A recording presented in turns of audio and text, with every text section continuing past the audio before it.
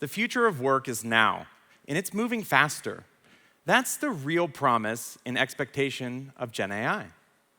It will rapidly become faster and cheaper to obtain the skills, build software, analyze data, make sense of business performance, and market and communicate to your customers. Over time, it will drop the marginal cost of knowledge work production to zero. This is our refactored future. So how do we keep up? How do you and I keep up?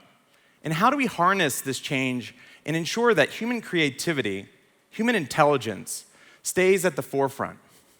We aspire to build the system of action for what technologists know and what they can do in your organizations.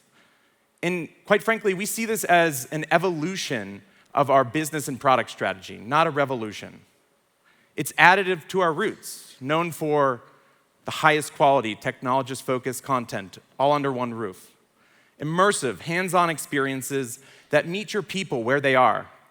And of course, measurement products that allow your leaders to lead better, whether that's a talent readiness campaign or to deliver software. I'm thrilled to invite Dr. Kat Hicks, VP of Research Insight, on stage to share her lab's most recent work on how Gen AI influences what we are calling the new developer. So it's easy to think that developers will just immediately know exactly what to do with AI. But it turns out what we see in our data is that there are both current and emerging risks in the transition to Gen AI for many software teams. So as an example, what you're looking at in this chart here comes directly from our research. We see that 45% of the developers that we've looked at are actually feeling deeply worried about whether they could succeed in this era with their current technical skill sets. They're struggling to know what to do to meet this moment. And we call this phenomenon AI skill threat. So let's get tactical into this. One thing that we see in our research is folks are really, really motivated to upskill in AI right now. And when we look at over all of our data, we see that 74% of developers overall, they are planning to take action to upskill, right? Now I'm thrilled to share with you how we're evolving the technologist learning journey. From Dr. Kat Hicks, we learned that nearly half of developers studied are worried about AI skill threat. But 3 out of 4 are planning to take action to upskill in Gen AI. So there's this potential energy stored up. Your people are ready to launch, but where? What do you do to enable them? Do you know what's out there or what can go wrong? Prompting an LLM to write an email, that's easy. That's not what we're talking about. What we're really talking about is how you, strategists, will help your team use the technology of Gen AI in successful ways over the next year or possibly even decade to come.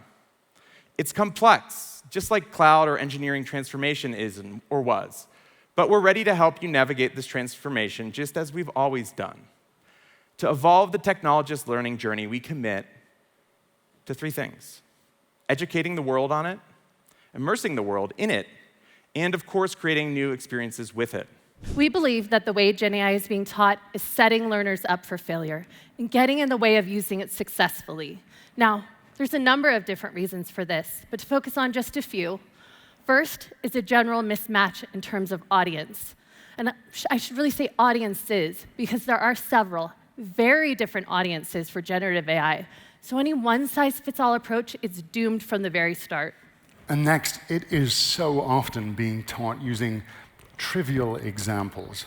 Write a poem, summarize an email, write a packing list. And the thing is, the generative AI vendors don't help with this because they often suggest these trivial examples. You see, Google Bard, for example, they'll tell you that you can use their multi-billion-dollar AI to write a blog post about mocktail recipes, while Bing says you could use it to write a poem or plan a fishing trip. Even ChatGPT's homepage, this is yesterday, 3 out of 4 suggestions I got are using it for something trivial, including that I might want to make up a story about Sharky, the toothbrushing shark superhero. It's no surprise we have folks who can use generative AI for entertainment, but they're not able to do anything real, let alone recognize potential business use cases. And apart from these first two issues, what we so often see is Gen AI content doesn't reflect the way the world consumes content today. And that's content that's short form, it's engaging, it's concise, it's information dense. And the places that are teaching Gen AI, they're not just making one of these mistakes, they're making all three. As just one example, and we will blur their identity, but you would all know this company if we showed them. They have an introduction to ChatGPT offering for beginners, which requires 7 hours to complete. Why? I mean, is there anybody in this room who needed 7 hours to be introduced to ChatGPT? It's back to that idea, though, they're mismatching an audience. They're acting as if everyone who wants to use ChatGPT wants to become a data scientist.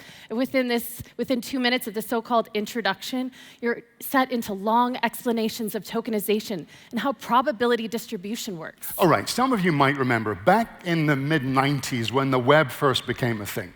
If you went to a bookstore to try and learn about it, you would typically come out with something like this, some massive tome with 1,500 pages, where you have to go through 300 pages of how TCP/IP works and long explanations of hypertext transfer protocol. Now, are there people who need to know how TCP/IP works? Absolutely. But did you need that to learn to use the web? No. And it feels like we're in exactly the same place right now with Gen AI, that people are spending way too much time over-explaining unnecessary things and not enough time on the right ones. But enough ragging on the competition. I could do this all day. We're doing it differently. We're creating Gen AI content with a focus on the audience. So for the first audience, which you can think of as practitioners or end users or mainstream audience or just, well, everybody, we're about to release our new Generative AI Foundations content. This is the what everybody needs to know, both a tech and a non-tech audience. And for the audience that needs more, for those that are building new solutions and new offerings with Gen AI, we're creating courses, assessments, and soon hands-on labs. It's content designed to be created and consumed quickly to keep pace with the rate of technology change. And for those that are leading Gen AI programs, projects, and teams, we're building content specifically for leaders to ensure it's leveraged efficiently, effectively, and safely. But enough overview. Here's an example.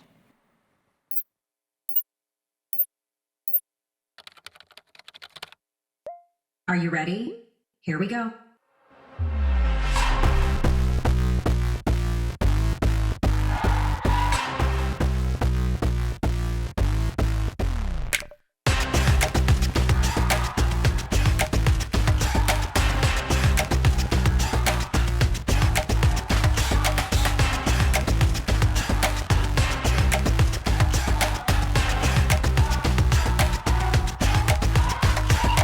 There's a bunch of different ways I could start a course about generative AI. I could begin with hype. Isn't technology wonderful? Generative AI can take care of everything now. But I could begin with a critique. Generative AI is biased. It is unreliable. It's wrong. It is deceptive.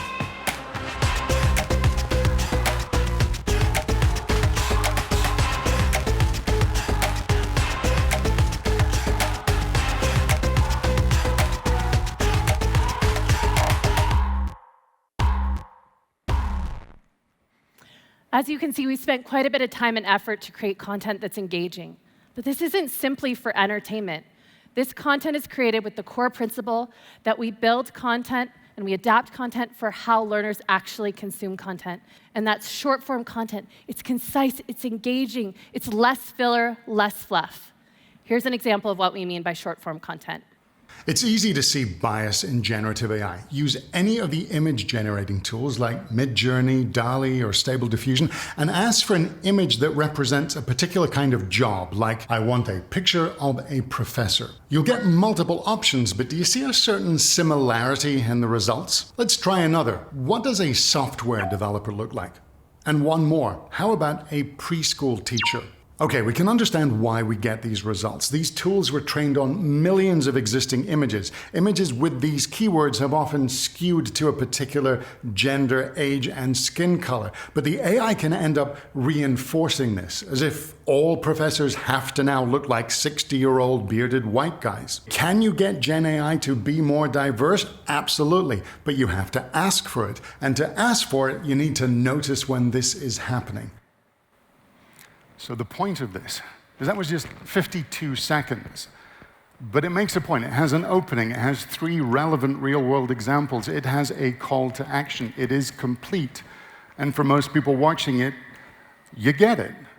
And let's face it, at 52 seconds, most training content hasn't even started yet. You're still in the middle of some templated preamble. Welcome, and I am very excited to be here today to talk to you about the issues of ethical bias and generative AI. No, we're not doing that. And okay, while short-form content doesn't solve everything, when it's done well, it allows us to teach something and be done. Someone can be in and out, and that's while the other folks are still putting their boots on. We've published more than 30 Gen AI courses to date, and we're just getting started. We are all in on generative AI, and there's so much yet to come. Thank you. Next, as mentioned, we commit to immerse the world in Gen AI. As your partner in navigating its new frontier, we have exciting immersive experiences to preview. Let's take a look. Introducing Pluralsight's AI sandboxes. 3 experiences in 1. First, a prompt sandbox. Quickly compare large language models. Add the LLMs you want and find what solves your problem. Plus, learn parameters, tokenization, billing, and API anatomy. Next, AI Cloud Sandboxes provide console access to services like AWS SageMaker. Build AI skills without the cost or risk of managing cloud environments. And finally, a no-setup SageMaker Studio Notebook. Gain scripting and AI skills through hands-on experience with 1 click. Now, you can tackle automating, generating, classifying, summarizing, debugging, refactoring, coding, scripting, and innovating fast and easy. How will your teams experiment, adopt, and create with AI? With AI sandboxes, your teams will be more confident AI creators and not just consumers. Today, we committed to educate and immerse the world in AI, but like many of you, we're also creating with it. Iris, the machine learning and statistical models behind Skill IQ, our skills and gap analysis, and our content recommendations, is a powerful foundation. So today, we are building an AI assistant that furthers the power of Iris and will solve problems in personalized and powerful ways, specific to the user's context. First, let's say I'm a developer and my dream job, and whose isn't, is to become a machine learning engineer. But I don't know where to start.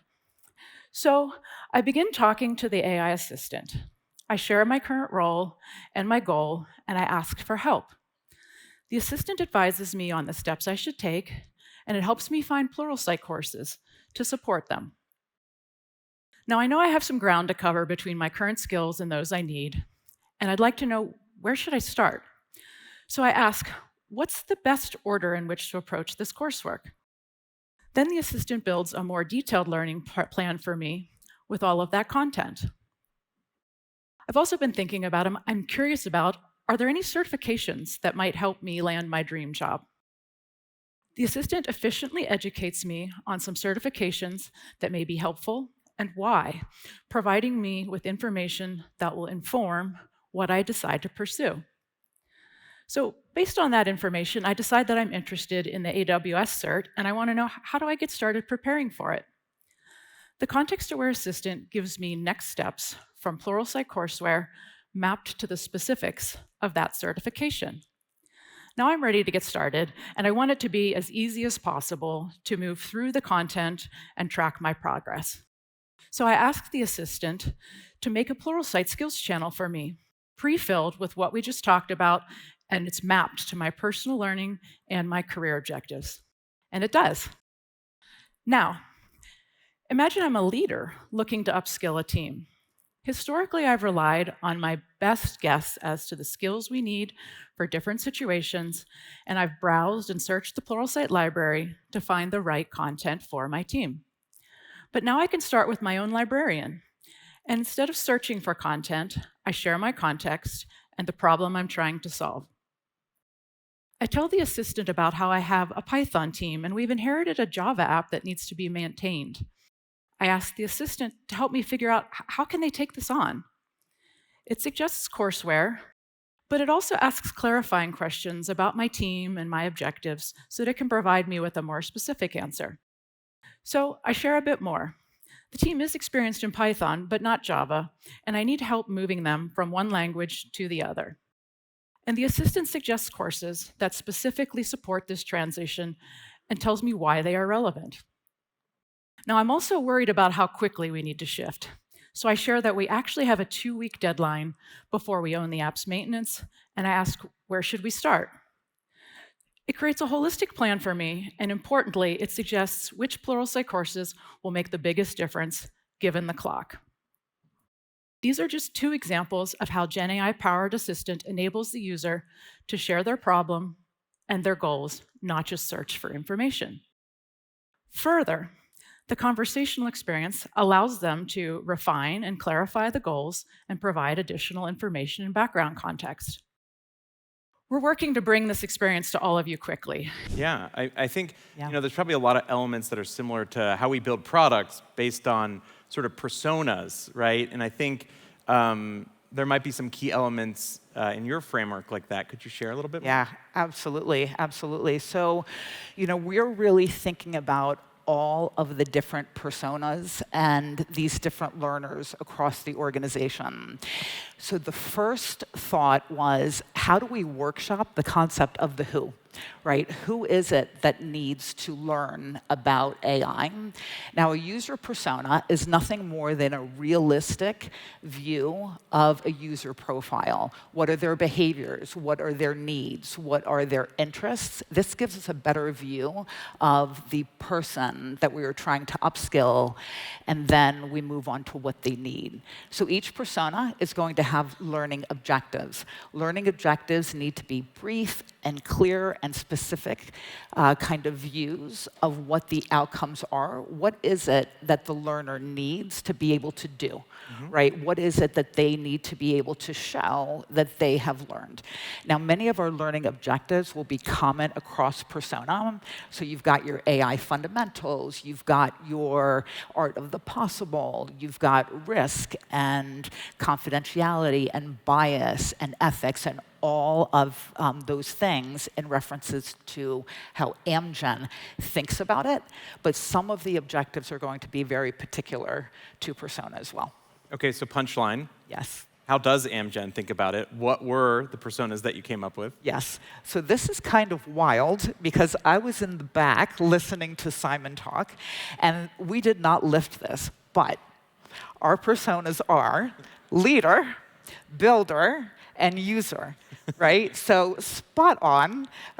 Swear we didn't lift it, but our mindset, and I think this is pretty cool, right? Our mindset is really much like, if not identical, to Pluralsight.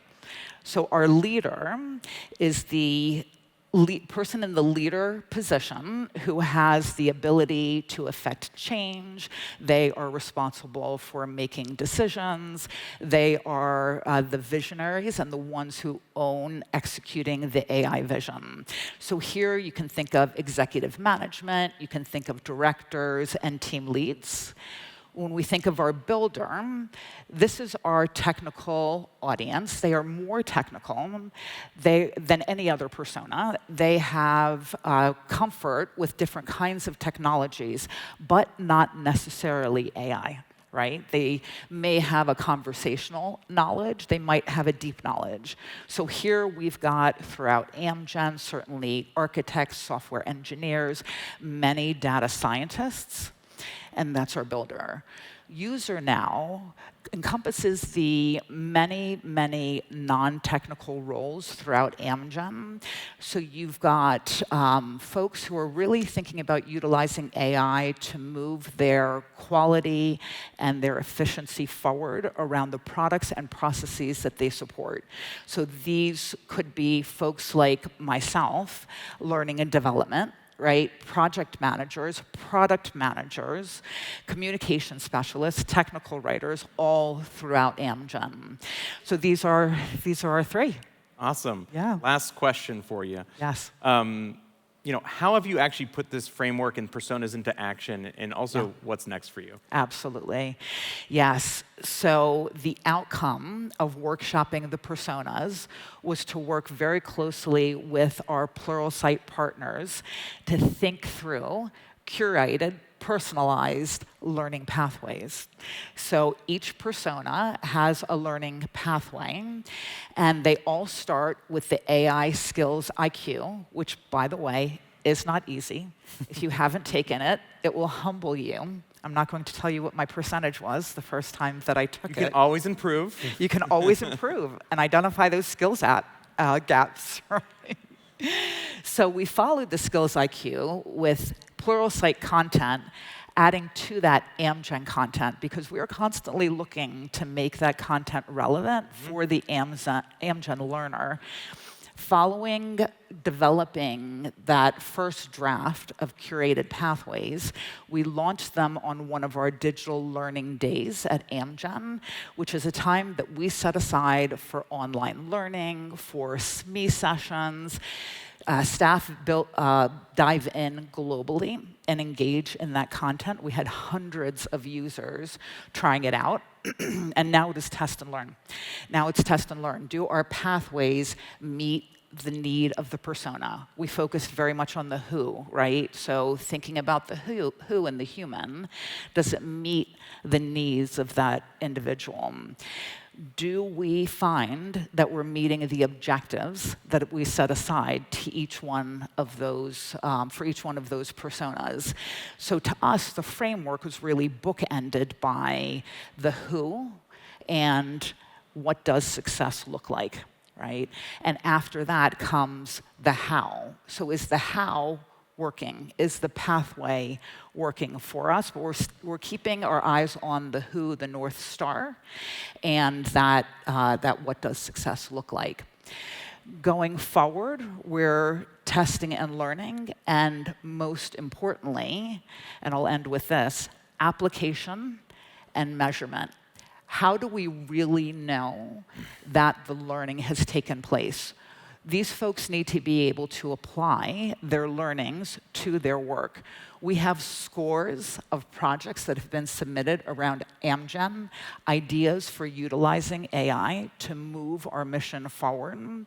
Our thinking is to apply these learnings to those projects and then also be able to measure how our upskilling worked out and how it needs to be tweaked, right? So that is our measure of success. So application and measurement is really what we're thinking of at this point. It's awesome. Yeah. Just as skills analytics can tell you what your teams know, Flow is built to tell you how work is getting done so that you can be more predictable and more efficient. Flow connects with your rich workstream data, like your code commits, your ticketing system, your collaboration tools, so you can have objective visibility into how to work better, how to communicate needs and wins, and how to lead more effectively. That's why I'm excited to announce both Flow Single Tenant and the Flow Git Metadata Collector. Flow Single Tenant is an enterprise-ready, fully isolated, dedicated SaaS service that is hosted and managed by Pluralsight, it's deployed on AWS, and leverages a private link connection to ensure that your data is encrypted in transit and at rest. Meanwhile, for those that host their source code repos on-premise, the Flow Git Metadata Collector is both a great name and an optional add-on that provides an additional layer of security without requiring you to manage and host an entire Flow instance. The Metadata Collector is a small, self-contained service that processes code commits locally and produces the metadata that Flow needs to generate insights about your business. We all know that implementing new practices and tools in any organization can be a complex, time-consuming activity. But with these new capabilities, you can now easily implement the insights from Flow with as little friction as possible. And what makes these new capabilities even more exciting is that it unlocks the power of combining skills and flow for all of our customers. In fact, over the last year, we've had a special team dedicated to one specific objective. Can you infer skills from code commit data? Today, I'd like to preview the future of what that looks like. Gen AI may be shining a light on your current skills gaps, but this new technology is really just highlighting an age-old question. How do you identify the skills you have across your organization? And how do you really understand what your teams can do? We started solving that problem with Skill and Role IQ and Pluralsight's Flows Proficiency Report, and that data combined is insightful, but our team is exploring new ways to see how knowledge is applied. We can now contextualize the code being written so teams and leaders can better understand their team's readiness to tackle the organization's biggest problems. Over the last decade, Pluralsight Skills has built an exhaustive taxonomy that includes over 3,400 specific skill subjects to ensure that we have expert content available across the technologies your teams utilize every day. Using a combination of open source projects and millions of lines of our own internal code base, we trained a machine learning model we call Pluralsight XP to detect any time a technology subject appeared in a commit diff. The first output of Pluralsight XP is a proof of concept data tool that answers a few key questions. First, are our people using the skills that they've been upskilling in? Next, who has the experience in the skills that I need for a new project or job? And 3, where do we need to invest in more upskilling efforts? With the answers to these questions, you'll be able to identify and build the skills that you need to execute on your next transformation and adapt to the disruptions of today and tomorrow. The future of Pluralsight is one where we empower organizations to tap into an interconnected web of signals, from interests to applied knowledge that unlocks the potential of human intelligence. I'm so excited about the future of our Learning Bridge efforts and how we're working to bring skills and flow together. This really is the future of Pluralsight, a future where data and insight will unlock your team's full potential. Thank you all for your partnership with us as we refactor the future. I look forward to connecting with many of you. Thank you.